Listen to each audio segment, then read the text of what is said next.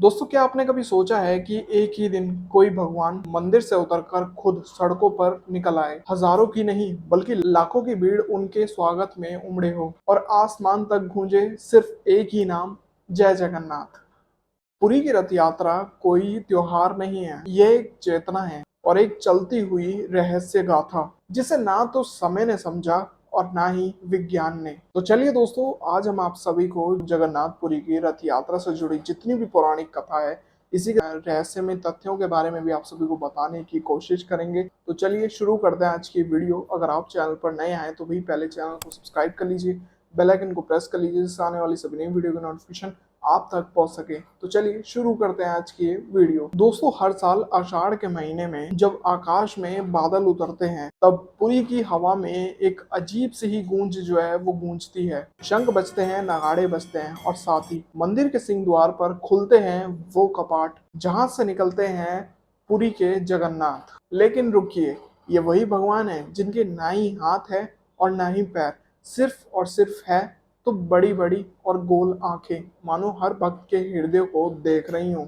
उनका स्वरूप देखने में तो अधूरा है, लेकिन उनमें छुपा है पूरा का पूरा ब्रह्मांड। अगर हम दोस्तों इनकी मूर्तियों की बात करें तो इन मूर्तियों को बनाया नहीं जाता, बल्कि ये अवतरित होती हैं। लकड़ी से बनी ये मूर्तियां हर 12 से 19 सालों में बदल दी जाती हैं। लेकिन सबसे बड़ा रहस्य तो इनके भीतर छुपा हुआ है, और वो है ब्रह्म पदार्थ, जिसे आज तक कोई भी देख नहीं सकता है। कहते हैं जिसने भी ब्रह्म पदार्थ को देखा वो इस दुनिया में नहीं बच पाया। साथ ही दोस्तों, मूर्तियों को बदलने का भी एक बहुत बड़ा रहस्य जो है वो जुड़ा हुआ है।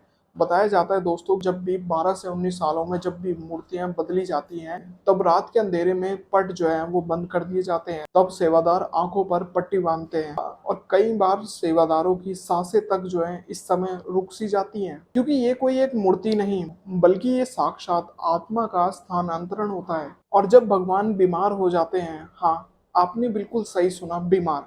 सुनने से बिल्कुल एक अजीब सा महसूस होता है कि भगवान कभी लेकिन ये बात रियल है कि भगवान जगन्नाथ एक समय पर बीमार भी हो जाते हैं। उसका भी एक अलग ही रहस्य जो है वो जुड़ा हुआ है, वो भी आप सभी को बताने की कोशिश करते हैं। बताया जाता है दोस्तों, स्नान पूर्णिमा पर 108 कलश से स्नान के बाद वह 15 दिन के लिए विश्राम करते हैं और इस समय मंदिर के कपाट जो है श्रद्धालुओं के लिए बंद कर दिए। भक्त सिर्फ बाहर से ही मंदिर का द्वार और भगवान के दर्शन सिर्फ बाहर से ही जो है वो कर सकते हैं, लेकिन मंदिर के अंदर आना श्रद्धालुओं के लिए अलाउड नहीं रहता। लेकिन इसके पीछे भी बहुत बड़ा सवाल है कि क्यों, कि इस समय 15 दिनों तक जगन्नाथ मंदिर के अंदर श्रद्धालु क्यों नहीं जा सकते। बताया जाता है दोस्तों, इन 15 दिन जो है भगवान जगन्नाथ काफी बीमार जो है वो रहते हैं। इसके चलते श्रद्धालु भगवान के दर्शन जो है वो नहीं कर सकते, क्योंकि दोस्तों बताया जाता है कि भगवान जगन्नाथ कोई मानव मूर्ति नहीं है जिन्हें आंखों से नहीं हृदय से देखा जाता है। फिर आता है वो दिन जिसे देखने के लिए पूरा ब्रह्मांड तरसता है, यानी कि भगवान जगन्नाथ की वो रथ यात्रा जिसके लिए पूरा ब्रह्मांड एक हो जाता है। रथ यात्रा पर 3 रथ जो है लकड़ी के बने तैयार, हर साल जो है नए रथ जो है वो तैयार किए जाते हैं, पर उनकी बनावट ना तो आम रथ जैसी होती है और ना तो उनकी गति। और जब ये रथ यात्रा शुरू होती है तो मानो ऐसा लगता है जैसे पूरी पृथ्वी घूम रही हो। और कभी जब ये रथ रुकता है, कई लाखों भक्त भी इस रथ को खींच नहीं पाते। क्यों? क्योंकि जब तक भगवान ना चाहें तो रथ एक भी इंच जो है वो नहीं सरकता। और इसी यात्रा के बीच आता है एक ऐसा दृश्य जिसे लाखों लोग जो है वो देखते हैं। जब पुरी के राजा यानी कि गजपति, पुरी के राजा को गजपति के नाम से जाना जाता है, वहां के गजपति जो है अपने सिंहासन से उतरकर स्वयं सोने की झाड़ू से रथ के आगे का रास्ता साफ करते हैं। और इस पूरी प्रक्रिया को कहा जाता है छेरा पेरा। और राजा इस प्रक्रिया से ये सभी दर्शाते हैं कि भगवान के आगे राजा भी केवल एक सेवक ही हैं। और इस दृश्य को देखकर यही नजर आता है, छोटा बड़ा, राजा भिखारी और अमीर गरीब सब एक हो जाते हैं एक ही रस में, एक ही नाम में, जय जगन्नाथ। और इस पूरी रथ यात्रा में भगवान को ले जाया जाता है गुड़ीचा मंदिर तक, जहां वह अपनी मौसी माँ या कहें कि ममता की गोद में 7 दिन तक विश्राम करते हैं। वो मंदिर कोई साधारण भवन नहीं है, बल्कि यहाँ इस मंदिर की हर एक ईंट में, यहाँ हर एक दरवाजे पर, यहाँ एक अदृश्य शक्ति जो है वो बैठी है, जो जानती है कि ये सिर्फ एक यात्रा ही नहीं बल्कि यह है एक समर्पण। और पुरी के मंदिर के रहस्य सिर्फ यहाँ तक ही खत्म नहीं होते। जगन्नाथ मंदिर की परछाई जो है वो जमीन पर नहीं पड़ती है। साथ ही जगन्नाथ मंदिर के ऊपर कोई भी पक्षी, कोई भी चील वो मंदिर के ऊपर नहीं उड़ता है। साथ ही जगन्नाथ मंदिर के अंदर पकता प्रसाद, चाहे मंदिर में एक ही भक्त क्यों ना हो या फिर लाखों भक्त, कभी भी मंदिर का प्रसाद खत्म नहीं होता। ऐसा कुछ रहस्य जो है मंदिर से कुदरती जुड़ा हुआ है।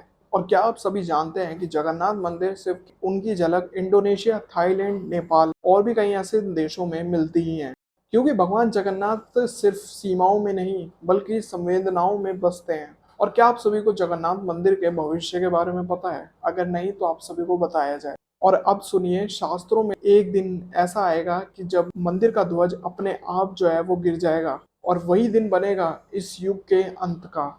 और क्या ये भविष्यवाणी केवल डर है या हकीकत या कोई आने वाली चेतावनी? इन सवालों के बीच हर साल निकलती है रथ यात्रा। लाखों लोग खींचते हैं, गाते हैं, खुशी मनाते हैं, पर असल में वह रथ सिर्फ केवल भगवान का ही नहीं बल्कि हमारे भीतर की श्रद्धा का भी होता है। पुरी की रथ यात्रा को देखने के लिए हर जगह से, हर कोने कोने से भक्त जो है वो आते हैं। कई बार भक्त इस रथ यात्रा को देखकर कहते हैं क्या मेला है, तो कुछ लोग कहते हैं कि क्या आयोजन है। पर जो वास्तव में देख पाता है वो कहता है बल्कि ये भगवान की ही यात्रा ही नहीं बल्कि ये आत्मा की वापसी की भी यात्रा है। तो उम्मीद करता हूँ दोस्तों आज की वीडियो आप सभी को काफी ज्यादा इन्फॉर्मेटिव जो है वो लगी होगी। आज की इस वीडियो में आप सभी को जगन्नाथपुरी की रथ यात्रा से जुड़ी कई ऐसी पौराणिक बातें जो है आप सभी को बताने की कोशिश करी।